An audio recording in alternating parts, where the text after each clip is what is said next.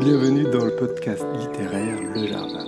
Cet épisode printanier, puisqu'effectivement aujourd'hui c'est une belle journée printanière, alors chargée en pollen. Ma voix d'ailleurs est peut-être un peu marquée par la présence de ces pollens et d'une allergie saisonnière. Vous voudrez bien m'en excuser.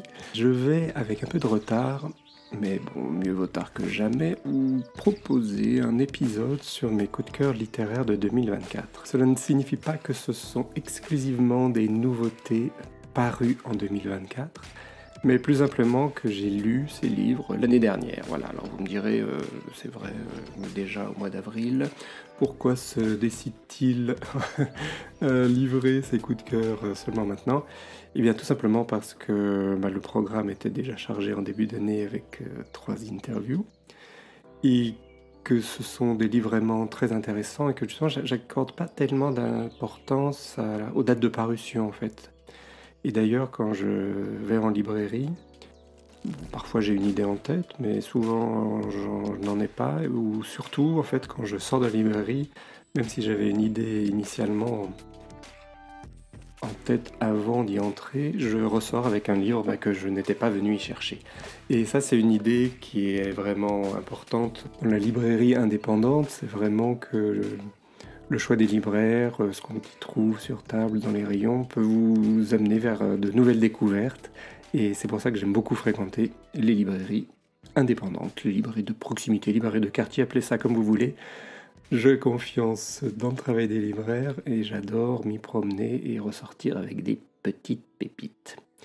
D'ailleurs, j'ai eu la chance d'interviewer une sociologue du livre et de l'édition qui s'appelle Sophie Noël, qui a sorti un livre récemment qui s'appelle Le petit commerce de l'indépendance. Et elle revient sur cette idée qu'elle appelle la sérendipité. Alors c'est un mot un peu compliqué, mais qui finalement exprime bien cette chose-là, où on découvre des choses par hasard. Voilà.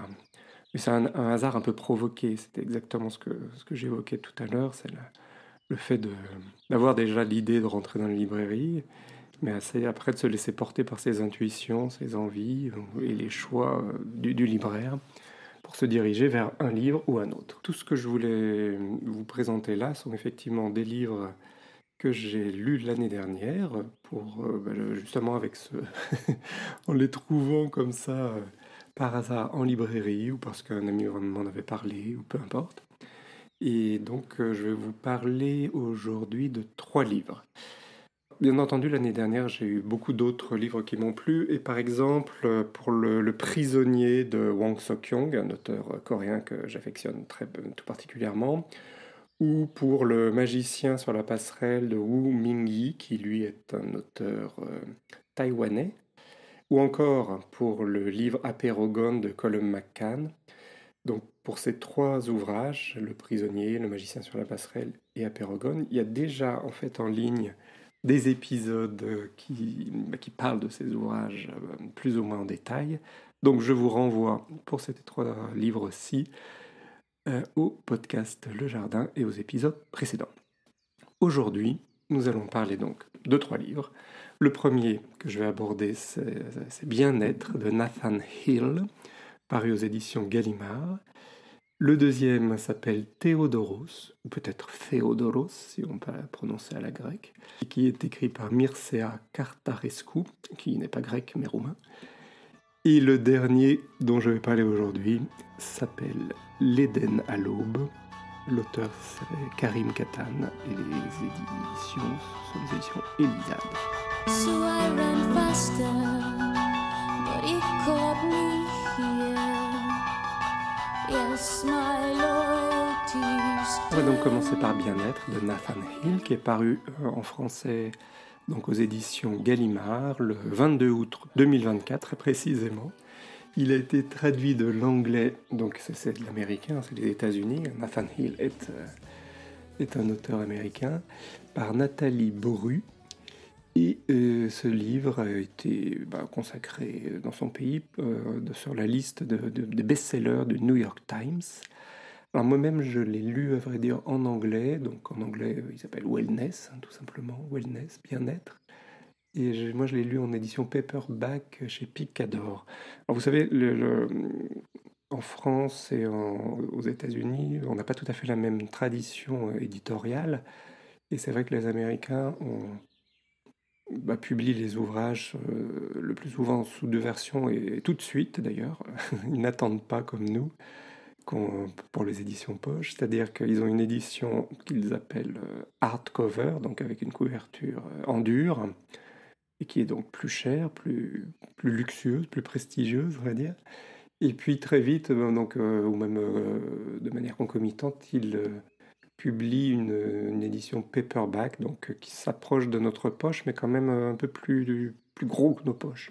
Bref, nous c'est vrai on sort d'abord les grands formats, voilà, quand c'est une nouveauté littéraire, et puis quelques mois plus tard, voire un an plus tard, on sort en général une édition poche à meilleur marché et à plus petit format. Toutes ces considérations n'étant pas vraiment capitales par rapport au livre.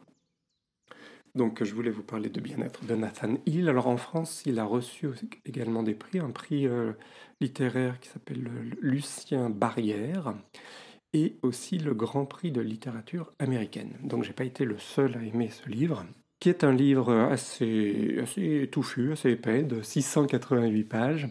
Chez Picador, en anglais, il en faisait 597, enfin bref, on va dire autour de 600 pages. Je précise aussi que Gallimard avait déjà traduit un des livres précédents de Nathan Hill qui s'appelle Les fantômes du vieux pays. Alors Bien-être se situe à Chicago, donc à la fin, enfin au début des années 90, et on va arriver jusqu'à notre ère, jusqu'au 21e siècle. Donc c'est à la fois un roman sur Chicago, mais c'est surtout une histoire d'amour et de vie de deux personnages, la femme qui s'appelle Elisabeth, et le garçon qui s'appelle Jack. Alors ce que j'ai adoré dans ce livre, qui est vraiment le fruit d'un savoir-faire typiquement américain, c'est que justement les auteurs américains, souvent ils savent vraiment capter l'univers, l'ambiance d'une époque, et là en l'occurrence c'est vraiment la nôtre, la mienne en tout cas, parce que je suis vraiment un enfant des années 90 et 2000, dans le sens où j'étais adolescent dans les années 90 et puis ma vie d'adulte dans les années 2000. Donc ça me parlait beaucoup en termes d'expérience, même si bon, la vie en France n'est pas tout à fait celle qu'on vit aux États-Unis, mais c'est quand même très proche. Et il y a des thématiques qu'on retrouve évidemment aussi bien là-bas qu'ici, notamment autour des médias sociaux, mais aussi du monde et de la société comme elle est et comme elle va. Et c'est vraiment justement le talent de Nathan Hill, c'est de nous faire vivre cette histoire d'amour particulière dans une ville américaine qui est Chicago, mais qui peut résonner avec nos vies et nos destins ici en Europe. C'est vraiment du grand roman américain, au souffle palpitant, comme le dit d'ailleurs la quatrième de couverture, tout à la fin. Je souscris entièrement à cette définition. Alors, ce que j'ai bien aimé notamment aussi, c'est qu'il y a plein de citations musicales, et d'ailleurs l'éditeur américain d'origine, qui est Alfred A. Knopf, un éditeur new-yorkais, a fait une playlist sur Spotify avec toutes les musiques évoquées dans le livre, et notamment une chanson de Liz Phair et un lieu qui est à Chicago qui s'appelle The Empty Bottle, la bouteille vide, qui a priori accueillait beaucoup de groupes très très novateurs à l'époque, c'est-à-dire au début des années 90, et qui va jouer un rôle important dans l'histoire de Jack et Elizabeth, et je vais vous en parler dans l'extrait que je vais lire à la toute fin de cette présentation. Une autre chose, donc je n'ai pas aimé que les citations musicales, mais c'est, je vous disais effectivement, savoir parler de notre époque, savoir parler de choses même très précises. Il y a toute une partie du livre qui illustre en 7 chapitres le moteur de recherche de Facebook, figurez-vous. Donc il va nous expliquer comment fonctionne ce moteur de recherche avec des notions très très précises comme le EdgeRank, le Deep Learning, etc. etc. Mais bien entendu, ce n'est pas un cours de comment fonctionnent les médias sociaux, il nous fait résonner ça avec l'expérience de Jack et de son père, parce que son père, donc le père de Jack, le héros du livre, un des héros du livre avec sa femme Elisabeth, donc le père de Jack devient complotiste et en fait Nathan Hill nous explique comment il en arrive là, à cause, on va dire, de son utilisation forcenée, abusive de Facebook. Et il nous montre comment justement les médias sociaux peuvent arriver à ce genre de manipulation des esprits. Et c'est vraiment très très fort, cette chapitre. On apprend beaucoup de choses et on se passionne aussi pour l'histoire de nos héros. Et ça m'a fait penser d'ailleurs à un auteur français qui fait un peu la même chose en racontant notre présent, enfin nos vies, et en décrivant des choses comme ça, comme l'histoire de Free en France, vous savez.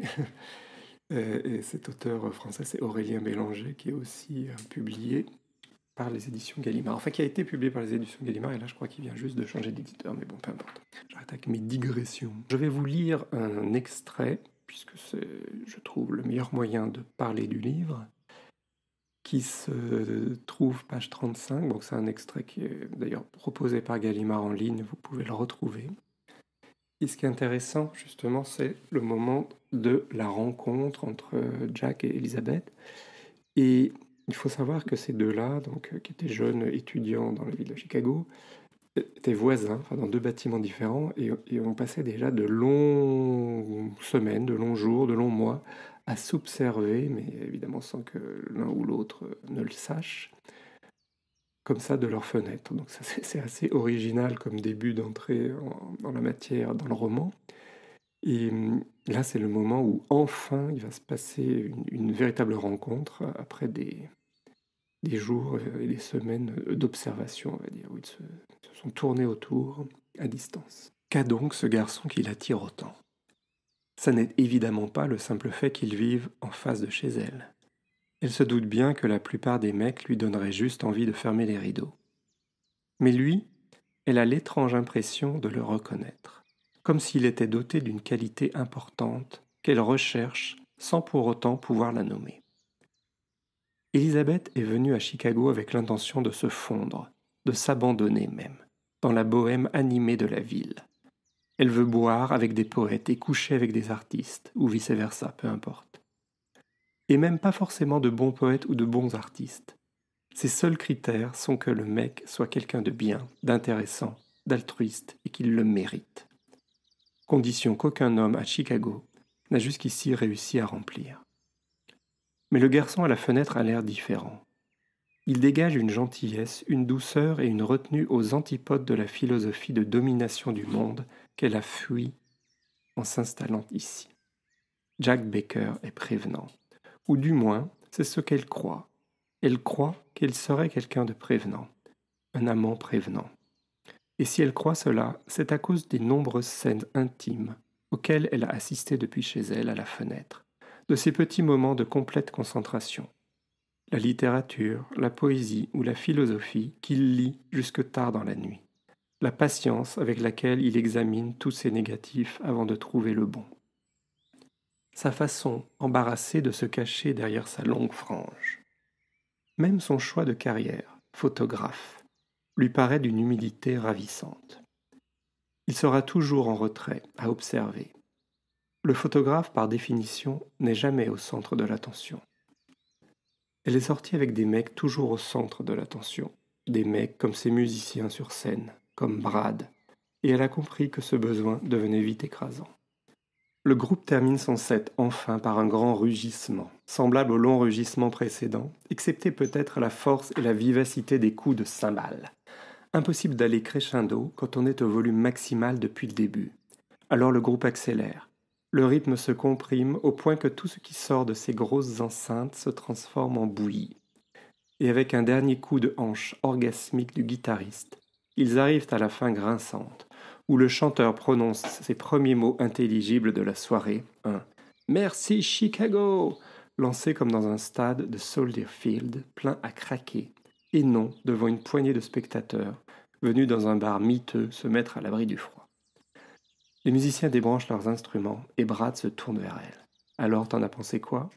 Puis, il croise les bras, attendant la réponse, et Elisabeth comprend que quelle que soit cette réponse, l'opinion qu'il en aura sera féroce.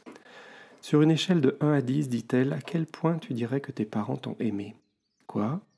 Sur une échelle de 1 à 10. Waouh, rit-il, mal à l'aise. Je suis sérieuse. Toi? Dit-il en secouant la tête, l'index pointé sur elle, un grand rictus stupide collé aux lèvres. T'es carrément spéciale comme fille, tu le sais ça? Après quoi, il part chercher des bières. À l'autre bout du bar, Jack se mêle à la foule. Il passe d'un groupe à l'autre, échange quelques mots, prend les gens en photo. Elle a vu ces photos-là aussi, sur Internet, ces portraits de gens dans les bars. Il lui rappelle la rubrique des magazines mondains en papier glacé de chez elle, où s'étalaient sur plus de 6 pages les photos de ceux et celles qui participaient aux soirées et galas de bienfaisance du moment. La différence étant qu'à Chicago, les sujets ont tendance à se montrer plus ironiquement détachés. Ils ne sourient pas, et la plupart ne fixent même pas l'objectif. On dirait qu'ils sont conscients qu'on les prend en photo, mais ne voient pas l'intérêt de participer. Jack les remercie et reprend sa déambulation. Voilà, je reprends un peu plus loin dans le chapitre. Et pendant que Brad continue à lui expliquer en quoi elle a tant de chances de découvrir ce nouveau groupe ce soir ici avec lui, Elisabeth acquiesce, mais elle suit Jack des yeux, incapable qu'elle est de les fixer ailleurs que sur ce photographe à l'air enfantin, qui, au moment de croiser les têtes d'affiche, pose un regard sur eux, puis derrière eux, sur cette table de moins que rien, dans le coin tout au fond de la salle où est assise Elisabeth. Elle le voit qui la voit. Maintenant qu'elle n'a plus ni écharpe ni bonnet, ils se sont reconnus, et un frisson les traverse. Alors il lui sourit, et il lui fait signe, et elle lui sourit, et lui fait signe aussi, sous les yeux de Brad qui la dévisage d'un air perdu. Et le soulagement qu'elle éprouve est presque à couper les jambes. Et que fait Jack? Il passe devant le groupe sans s'arrêter, s'avance droit vers Elisabeth, sans prêter aucune attention aux musiciens, aucune attention non plus à Brad, aux traits à présent crispés, puis tend la main vers elle et lui adresse ces 2 premiers mots qui sont « Viens avec ». Viens avec. Quelle étrange et délicieuse formule. Viens avec. Elle ne l'avait jamais entendue dans la bouche de personne. Aucun des amis d'Elisabeth dans ses innombrables écoles privées ne l'aurait dit comme ça. Pas plus que ses parents, ni que leurs nombreux visiteurs. Ils n'auraient jamais laissé ce mot « avec » suspendu ainsi à la fin d'une phrase irrésolue. Ils l'auraient dit comme le veut l'usage « Veux-tu venir avec nous ?» Une phrase correcte et complète. Cela te dirait-il de quitter cet endroit? Une phrase à la syntaxe conforme, entière, signe d'une bonne éducation. S'il vous plaît, accordez-nous le plaisir de votre compagnie. Mais Jacques avait dit « Viens avec ». C'était tout. Ce qui, aux oreilles d'Elisabeth, sonnait comme une imperfection aussi rafraîchissante que charmante. Il lui avait tendu la main, il avait regardé sans aucune malice, sans savoir qu'il avait proféré quelque chose de drôle ou d'étrange, et ça l'avait empli de tendresse. Viens avec deviendrait leur mantra, un genre d'abracadabra destiné à reconvoquer l'excitation, la surprise et l'exubérance de ce premier soir.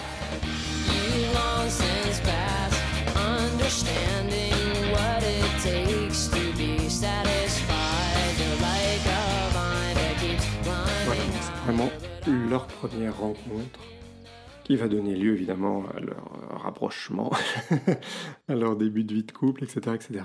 Et c'est important parce qu'on voit, on a déjà vu donc dans cet extrait, l'histoire de croire en une forme de prédestination. Elle rencontre Jack parce qu'elle était d'une certaine manière venue chercher quelqu'un comme lui dans la ville de Chicago, qu'elle fuyait son milieu d'origine. Et tout le roman va comme ça s'interroger sur nos croyances. Elle devient une chercheuse en psychologie cognitive, donc elle va interroger des choses comme le fait que les médicaments aient ou non le pouvoir de nous guérir simplement parce qu'on y croit. Elle va étudier l'effet placebo. Et tout ça fait sens, va résonner avec l'histoire du couple, puisque après la lune de miel et les premiers amours, les situations vont un peu se compliquer avec un enfant, avec des situations, des progressions dans la vie, de carrière, voilà, qui sont plus ou moins faciles à vivre. Donc il va y avoir un moment de crise et un moment de résolution. Je ne veux évidemment pas vous gâcher le plaisir de la lecture, mais c'est vraiment mené d'une main de maître. Je vous encourage très très vivement à lire ce livre. Je ne sais pas si vous y apprendrez quelque chose sur vous-même ou sur la société, mais je pense que vous passerez un excellent moment en compagnie de Jack et Elisabeth. Mais le temps tourne et je voudrais passer tout de suite au deuxième livre de ma sélection de trois livres. Et tout de suite avec une courte citation tirée de ce roman Fleuve également, qui est chaque nouvelle génération veut autour d'elle une vie nouvelle, un monde nouveau, des têtes nouvelles, des poètes nouveaux et une musique nouvelle, un nouveau ciel et une nouvelle terre. Donc on sent tout de suite une forme de lyrisme dans l'écriture qui m'a beaucoup plu. Et ce deuxième livre un peu monstre, et deuxième, à mon avis, c'est un chef-d'œuvre également, peut-être encore plus un chef-d'œuvre que le livre précédent. Un gros bébé de 608 pages, donc 80 de moins que le collègue américain, mais quand même. Donc ce livre, je vous ai déjà donné son titre en introduction tout à l'heure, c'est Théodoros. L'auteur s'appelle Mircea Cartarescu et il a été publié aux éditions Noir sur Blanc, traduit du roman par Laure Inkel. Et il a également été repéré par des prix littéraires. Je ne crois pas qu'il en ait eu, mais en tout cas, il était dans la première sélection du prix Femina et aussi dans la deuxième sélection du prix Médicis. Voilà, il a été en tout cas sélectionné. Alors, Mircea Cartarescu, c'est un auteur roumain né en 1956 et pendant longtemps, il a écrit de la poésie. Et je pense que ça se ressent dans cet écrit qui est plus grand que nature, plus vrai que nature. Et son histoire aussi, d'ailleurs, elle est plus grande que nature. Il nous raconte, il nous conte, il nous narre l'histoire de Théodoros à la fin du 19e siècle, qui est un enfant né en Valaquie, donc en Roumanie, dans une famille de domestiques au service d'un boyard. Les boyards, c'est des petits aristocrates roumains. Et en fait, le livre a trois parties, avec trois noms, trois façons d'appeler justement Théodoros, qui est né avec le nom de Tudor quand il est en Roumanie. La deuxième partie, il prend le nom de Théodoros ou Théodoros, et c'est en Grèce. Donc là, il devient un pirate. Donc dans toute la première partie en Roumanie, c'est son enfance, sa vie là-bas, côté de sa mère, qu'il aime plus que tout. Sa mère est d'origine grecque. Et ça va avoir une importance justement dans son choix de vie ultérieur, puisque de simple fils de domestique, il va devenir un brigand. Il va partir donc dans la mer Égée, il va devenir pirate en fait, il va écumer les îles grecques. Et parce qu'il a un rêve en fait, c'est celui de partir sur les traces, sur les pas d'Alexandre le Grand, puisque sa mère grecque lui racontait les prouesses de l'empereur. Et c'est vraiment devenu un modèle pour le petit Tudor, qui va donc aller en Grèce vivre sa vie d'adulte sous le nom de Théodoros.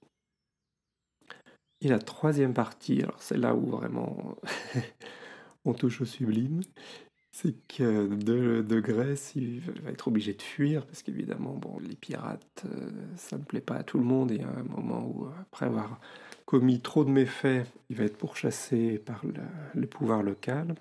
De fil en aiguille, il va se retrouver en Éthiopie. Et c'est là qu'il va encore changer de nom pour s'appeler Théodros II. Et Théodros II, c'est un roi éthiopien, un roi très important. Alors le roman mêle des choses qui sont parfois d'un très grand réalisme, d'un réalisme très cru, d'une violence inimaginable. Il mêle aussi des éléments, on va dire, historiques, mais il en fait tout ça, la matière pour réécrire justement l'histoire et nous conter quelque chose d'absolument fabuleux. C'est-à-dire que le roi Théodros II a bien existé, et c'est bien un roi très important dans la constitution de l'Éthiopie. Mais là, évidemment, c'est pas du tout l'histoire véritable que nous raconte Mircea Cartarescu. C'est une histoire complètement fantasmée. Et bref, Théodros, c'est un roi éthiopien qui s'est battu contre tous les potentats locaux pour accéder à un pouvoir justement impérial.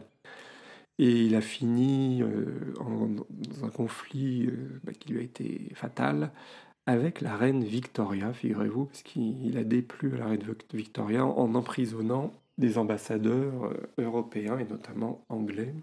Et ça, alors ça c'est vrai pour ce qui est du vrai Théodros II, et on retrouve ça dans le livre, mais évidemment il a utilisé des bribes de réalité pour nourrir son récit absolument fantastique. Dans ce récit, on va d'ailleurs croiser beaucoup de contes aussi. Ça, c'est un conteur né, Mircea Cartarescu, et une des histoires qu'il nous raconte que j'ai beaucoup aimé, parce qu'il la raconte déjà sur plusieurs pages, plusieurs chapitres, c'est l'histoire de la reine de Saba, dont le prénom était Makeda, et du roi Salomon et de leur amour. Avant de vous lire un extrait sur justement la reine de Saba et le roi Salomon, je voulais commencer par un premier extrait. Je vais en lire 3 sur ce livre. Dans ce premier extrait, il est fait mention des lettres que Théodoros écrit à sa mère, parce qu'il a une relation très particulière à sa mère, mais bon, il va vivre dans l'impossibilité de la retrouver, sa vie de pirate et sa vie ensuite d'empereur en Éthiopie vont faire en sorte qu'il sera à tout jamais séparé de cette mère Sophiana qu'il aime à la folie. Mais il va continuer à lui écrire tout au long de ses aventures. Et ce qui se passe dans ces lettres, bien entendu, c'est qu'il réécrit totalement l'histoire, son histoire. Il est absolument violent, cruel, barbare. Et c'est comme ça qu'il va s'élever dans la vie de sa condition de domestique à celle d'un empereur, donc par la violence. Évidemment, dans ses lettres, il écrit une toute autre histoire. Il enjolive l'histoire. Il fait un roman de sa vie pour partager des bribes de réalité avec sa mère. Je vous lis un extrait qui se trouve page 214. Tes lettres ne racontaient pas tout ce qui t'était arrivé depuis ta traversée du Danube pris dans les glaces avec 2 compagnons de brigandage, disparaissant sans laisser de traces de Valachie, où les gendarmes te cherchaient encore pour t'écorcher vif. Mais elles tissaient la toile d'araignée parsemée d'éclatantes perles de rosée d'un autre monde, d'une autre vie et d'autres rêves que ceux qui souillaient réellement ta vie. Comme tu ne pouvais pas décrire à Sophiana les meurtres et les pillages, les viols de nonnes dans des couvents pleins de fleurs et la torture d'âmes innocentes, il te venait en tête, en ces moments de paix, à l'arrière des rafiots, à l'ombre des phares et sur les promontoires rocheux au-dessus de la mer, des histoires dignes des 1001 nuits, et aussi mensongères qu'elles. Ton père, Grigor, ne te demandait-il pas, chaque fois que tu entrais dans la chambre où, les boyaux rongés par le cancer, il dépérissait sur sa couche trempée de sueur. Quoi de neuf? Qu'est-ce que tu racontes?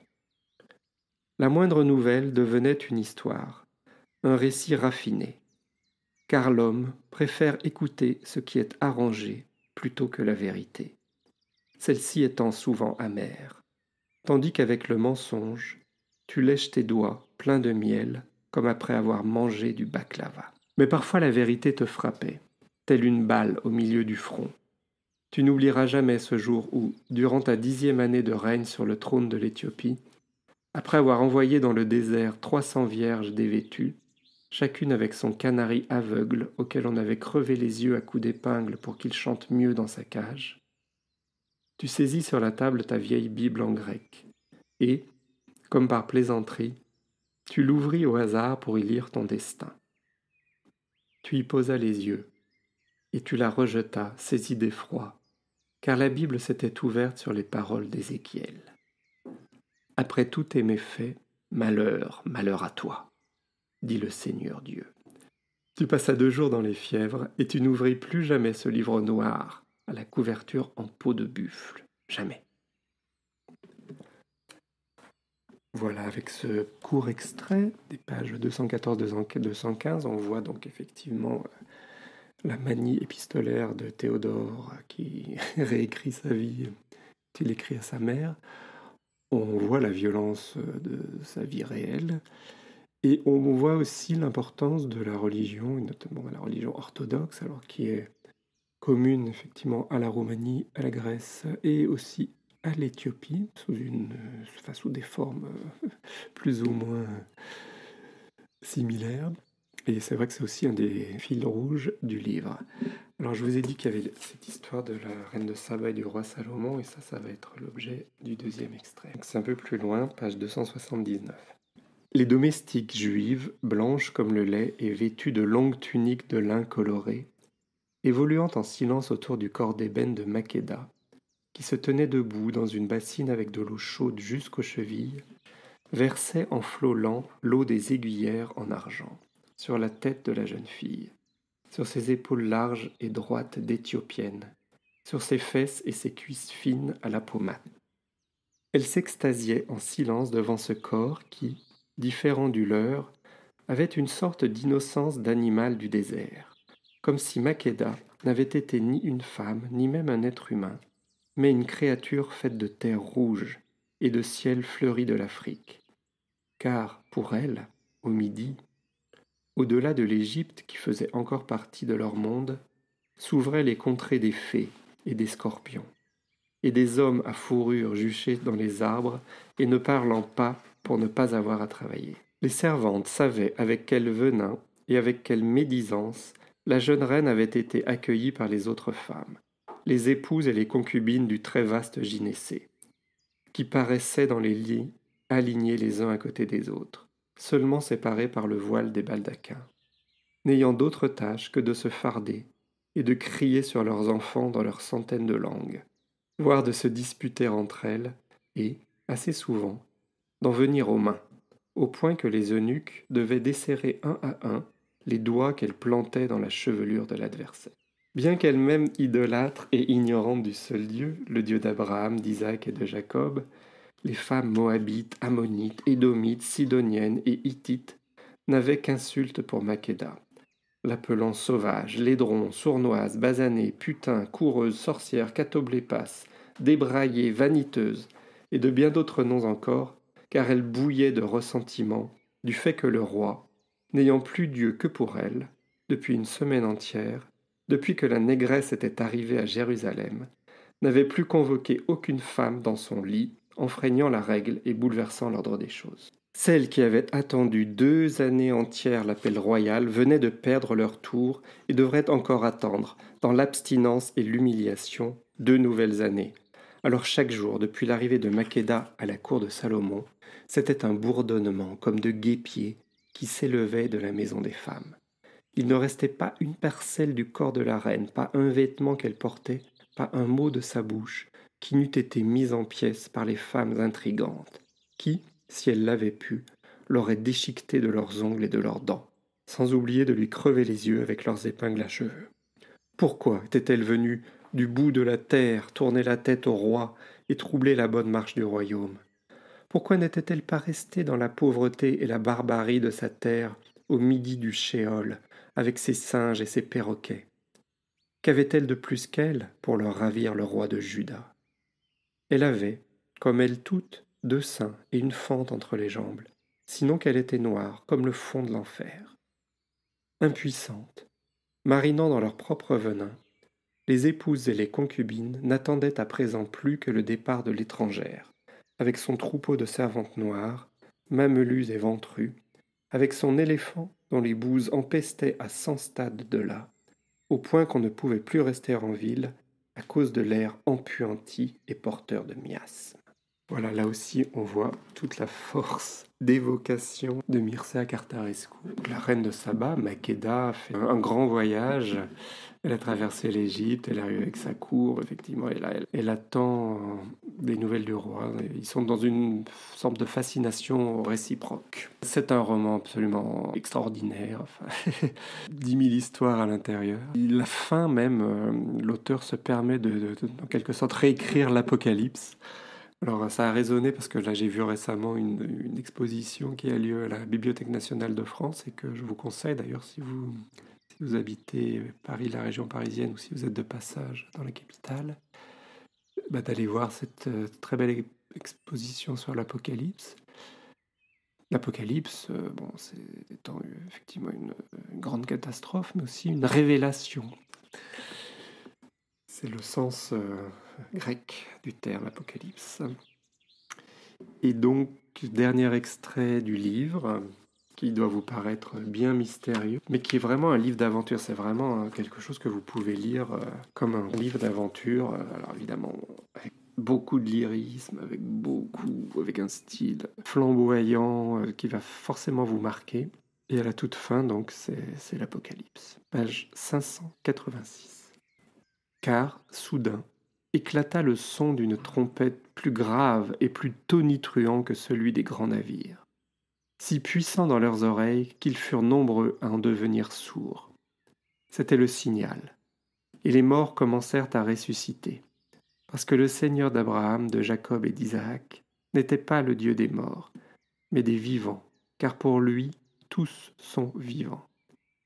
Le peuple enseveli sous terre depuis Adam et Ève jusqu'aux défunts de l'instant d'avant entendit le son de la trompette, et il y eut un frémissement dans les caisses de bois et les tombeaux de pierre, où la pourriture et les racines des arbres et les champignons avaient recouvert les ossements d'un tapis poisseux et rempli de vermine, et les os jaunis comme ceux du bétail commencèrent à frémir. Bientôt, le frémissement fit se rapprocher les eaux dispersées dans les cercueils et les caveaux, et soudain, ils se purifièrent de toute moisissure, et se mirent à luire dans l'obscurité, comme s'ils n'avaient jamais été atteints par la corruption. Des ligaments se formèrent à leurs extrémités, liant les membres entre eux. Puis la chair recouvrit les os jusqu'à rendre au corps leur forme première. À présent, des femmes et des hommes écorchés vifs, aveugles et sans esprit, s'agitaient dans les cercueils, essayant d'en repousser le couvercle pour retrouver la lumière. Ils frappaient si fort contre les parois de bois décomposées que devant la ville sainte, la foule des vivants les entendit, et prise d'un effroi sans bornes, se mit à claquer des dents comme font les enragés. Mais de nouveau une trompette retentit, et les corps nouveaux retrouvèrent des entrailles, des poumons et un foie, et tous les organes qui sont à l'intérieur du corps, le cœur avec les milliers de capillaires de sang irriguant la chair. Aux femmes poussèrent des seins et se creusèrent des vagins, et aux hommes poussèrent des parties honteuses qui se dressaient terriblement, comme celles des pendus. La cervelle, la moelle épinière et les nerfs suivirent. Les yeux s'ouvrirent dans les orbites et la peau les recouvrit entièrement, de manière que leur apparence humaine soit entièrement celle qu'ils avaient eue à l'âge de 30 ans. Et chacun avait le visage et l'aspect des Élohim qui les avaient modelés avec la glaise du sol et avec l'esprit. Au troisième son de trompette qui traversa les airs, par milliers et par dizaines de milliers, tous crevèrent les cercueils, et tels des hannetons sortirent des trous, violets, les hommes, et d'une blancheur de lait, les femmes, tous jouant des coudes pour sortir de terre plus rapidement, et se joindre aux foules qui, en se piétinant les unes des autres, s'écartaient des nouveaux ressuscités.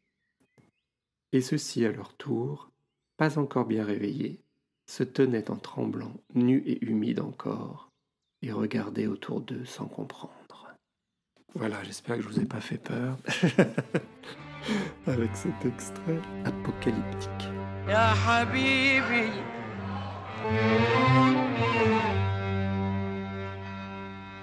Ya Habibi. Dernier livre de ma sélection de trois livres. Lu en 2024. C'est un livre également paru en 2024, le 25 août 2024. Vous savez, c'est souvent fin août, voilà, c'est là les nouveautés littéraires, que ce soit en français ou des traductions, vont paraître. C'est ce qu'on appelle en France la rentrée littéraire, comme on a la rentrée des classes. C'est un moment important pour la vie des livres dans notre pays. Et donc ce livre en faisait partie. Et il s'appelle Éden à l'aube. Son auteur est Karim Katan et l'éditeur Elisade. Karim Katan, c'est un écrivain palestinien qui est né à Jérusalem en 1989 et qui a grandi à Bethléem. Il y a plusieurs points communs avec le roman précédent, celui de Mircea Cartarescu. À la fois un mélange entre un réalisme parfois très cru, une violence, mais aussi un lyrisme. Donc, le lyrisme étant cette expression exaltée des sentiments et des passions, mais aussi une manière passionnée, une manière poétique de sentir, de vivre et d'exprimer les choses qu'on a en soi. Et effectivement, c'est un livre, Éden à l'aube, qui est à la fois très poétique, qui est réaliste mais aussi merveilleux. On baigne dans un univers de contes. Et d'ailleurs, je ne sais pas si vous vous rappelez, mais j'ai fait référence tout à l'heure aux Mille et une nuits pour Cartarescu. Et là aussi, vraiment, Éden à l'aube, il y a tout un tas de récits qui vont s'enchevêtrer et qui peuvent faire penser aux Mille et une nuits, cet art de conter pour nous faire rêver et échapper au réel. Donc ça, c'est le premier point commun avec le livre précédent. Le deuxième, c'est un même recours, j'ai envie de dire, aux grands classiques de la littérature, aux récits justement mythologiques, mais aussi bibliques. Et enfin, un point commun important, c'est la ville de Jérusalem. Je vous rappelais, Mircea nous en avait parlé avec la fameuse reine de Saba et Salomon. Et là, donc Jérusalem, c'est la ville de naissance de nos deux héros, puisque Éden à l'aube, en fait, c'est une histoire d'amour. Karim Katan nous donne à voir la ville de Jérusalem aujourd'hui, à la fois dans toute sa complexité, sa beauté et aussi sa noirceur. C'est une ville qu'il imagine balayée par un étrange vent de sable qui ne s'arrête jamais, pendant une saison maudite, un été qui met en danger les habitants et notamment nos deux protagonistes. Alors ces deux protagonistes sont Gabriel et Isaac. Donc deux hommes, deux garçons, deux Palestiniens. L'un est brun, Isaac, et l'autre est blond, Gabriel. Gabriel, c'est un peu un ange, un visage d'ange auquel rien ne semble devoir ou pouvoir résister. Et Karim Katan va imaginer une histoire d'amour entre ces deux hommes palestiniens dans le Jérusalem d'aujourd'hui. Vous imaginez bien que cet amour, qui est raconté de manière très sublimée et sublime, va être aussi un peu empêché par les conditions matérielles de vie à Jérusalem pour deux Palestiniens. Mais l'auteur ne fait pas de politique, ne fait pas de critique directe de la situation catastrophique et humaine que peut vivre actuellement surtout les Palestiniens dans cette ville et en Israël en général. Le livre ne raconte pas du tout cette histoire, il raconte une histoire d'amour. Et le premier extrait que j'ai choisi de vous lire, c'est une entrée en matière sur qui est Gabriel, page 60. Gabriel a grandi d'abord dans la même ville qu'Isaac. On peut grandir dans les mêmes mètres carrés et rarement, voire jamais se croiser. C'est ainsi. Je vois le monde de Gabriel par des fenêtres aux vitres impeccables, qui réfractent merveilleusement toutes mes lumières. Il est plus blanc, ce monde. Murs blancs, appareils ménagers en inox, voitures blanches, climatiseurs, anti-moustiques et morts aux serpents, autour du jardin chaque été, comme un cercle de sorcellerie, autoroutes larges et droites. Un monde où les espaces respirent, là où celui d'Isaac est tordu, piqûre de moustiques, côtoyer les serpents, affronter l'été, un réfrigérateur qui fait un bruit monstre. Mais je ne voudrais pas que nous comprenions Gabriel seulement en relation à et en comparaison avec Isaac. Gabriel mérite aussi qu'on l'entende selon ses propres termes à lui. Ses parents sont ce qu'on appelle des intellectuels. Sa mère enseigne l'espagnol, son père est peintre. À 7 ou 8 ans, sa mère et son père lui annoncent qu'ils vont déménager, quitter Jérusalem. Ça signifie aller ailleurs, changer de maison. Le mot maison ne désignera plus ici, mais un autre endroit. C'est ce que ça veut dire. C'est fou, réalise Gabriel, comme les mots changent de sens comme ça, brutalement. C'est sa mère qui annonce ce départ, sa mère qui est haute comme le ciel, de la bouche de laquelle émergent interdiction, injonction, punition, promesse. Ce corps qui prononce son bonheur et articule son malheur, se part ou se découvre selon les occasions. Sa mère qui l'a nommé Gabriel, version allégée, facile, du nom du grand-père. Son père, lui, l'appelle toujours Joubrail, Jabjoub. Le deuxième extrait que je voulais vous lire, c'est justement, derrière la magnifique histoire d'amour, le récit de vie empêchée, on va dire. Ça se trouve page 109. Moi, je voulais seulement vous conter leur amour et le commenter. Mais en réalité, comment vous décrire leur amour sans vous dire la minutieuse administration dans laquelle il est né ? Qu'est-ce que tout cela signifie si vous ne savez pas quels sont les papiers, les frontières, les finances qui organisent la vie de l'un et de l'autre ? Rien, rien que des mots. Car voilà, l'un comme l'autre vit dans un pays qui n'est pas vraiment le leur. Ils vivent enchaînés à des systèmes conçus pour les empêcher, élaborés pour maintenir leur vie au stade minimal, pour couper l'épanouissement et ainsi tuer dans l'œuf la possibilité de vivre libre ou amoureux. C'est-à-dire qu'ils vivent colonisés, dans un espace dont les coordonnées sont composées de telle manière à empêcher qu'ils puissent imaginer aimer sa famille, ses amis, ses amours, l'univers, en toute sécurité. C'est là le cœur de l'histoire en réalité. Le cœur de l'histoire est la nature du passeport de l'un et de l'autre, de leur compte en banque, du fait que l'un a besoin d'un permis pour être auprès de l'autre, tandis que l'autre ne peut quitter plus d'1 an ce pays sous peine de tout perdre. Ils sont tous deux régis par une machine coloniale si vieille et profonde et sophistiquée qu'ils l'ont presque oubliée. L'amour ne triomphe de rien, et certainement pas de cette administration. Gare à vous si vous l'oubliez. Gare à eux qui l'ont déjà et si facilement oublié.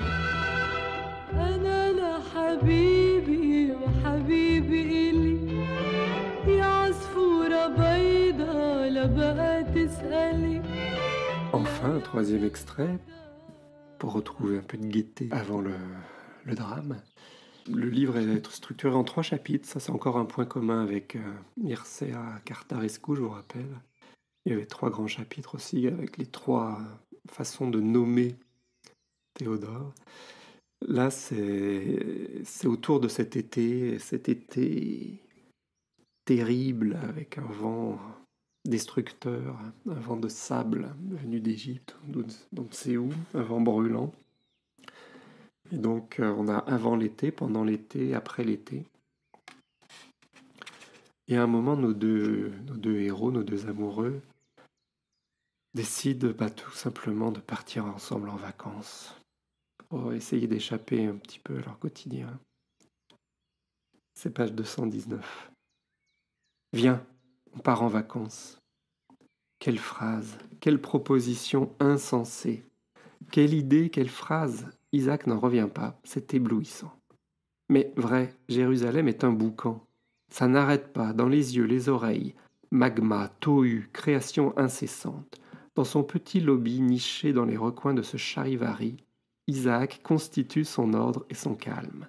Son esprit lui paraît marécageux. S'il n'a jamais vu de marécage, Isaac imagine cependant facilement la viscosité verte et informe et brumeuse. Confus. Mais quand Gabriel est là, quand Gabriel est là, c'est comme si, lumineux, il redonnait aux objets leur contour et aux choses leur place. Comme si le monde d'Isaac existait en vertu et pour la présence de Gabriel. Ces jours bénis du retour de Gabriel, Isaac était ivre de lui-même. Il lui semblait que toutes les chansons parlaient de lui, tout ce tintamarre pour lui. que dans la rue, les voix d'Kaltoum ou de Férouz, qu'il n'aimait pas d'habitude, ni la grosse lourde, comme une pyramide, sur la gueule, ni la fine éreintée à voix d'angine.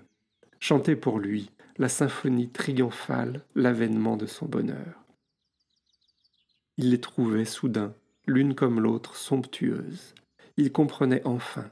C'était là le secret de l'amour, de sa perte, de sa présence. Il n'en pouvait plus d'attendre que le temps passe. Il demande des congés à Marcos, qui, s'étant inquiété ces derniers mois de la santé du petit, il en faisait trop, ne dormait plus, même le patron du Garden Tomb le reconnaissait, les lui accorde volontiers. Il lui semblait que toutes les couleurs étaient nées du tohu, exactement pour advenir à ses yeux amoureux, que du bohu toutes les musiques émergèrent en tourbillon pour ses oreilles désirantes, que le monde exista pour lui, non pas comme il le ressentait d'habitude, qu'il existait en dépit et contre lui. Dans son amour renaissant, il trouvait le plaisir de la répétition universelle. Il répétait ce que l'humanité entière faisait, un geste accompli 1000 fois ou 10 000 fois ou 10 millions de fois, pour parvenir à sa perfection, qui était l'amour d'Isaac pour Gabriel. Il appartenait alors à la race humaine, aux enfants d'Ève, et en lui poignait le désir de perpétuer cette race, de faire naître des enfants, qui eux aussi un jour éprouveraient ce plaisir, palper un monde construit pour eux. Il aurait aimé que Gabriel eût pu l'engrosser, porter du lui en lui.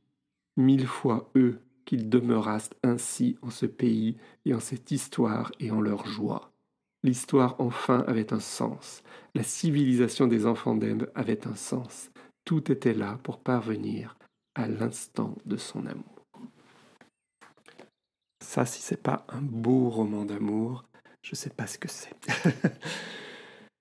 Voilà, j'arrête là pour cet épisode. J'ai lu beaucoup d'extraits, j'espère vous avoir donné envie de lire ces livres qui sont vraiment fabuleux.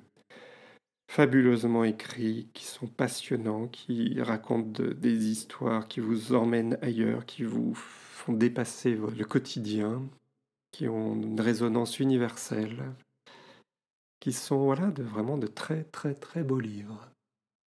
Je les rappelle dans leur ordre d'apparition. J'ai commencé par Bien-être de Nathan Hill,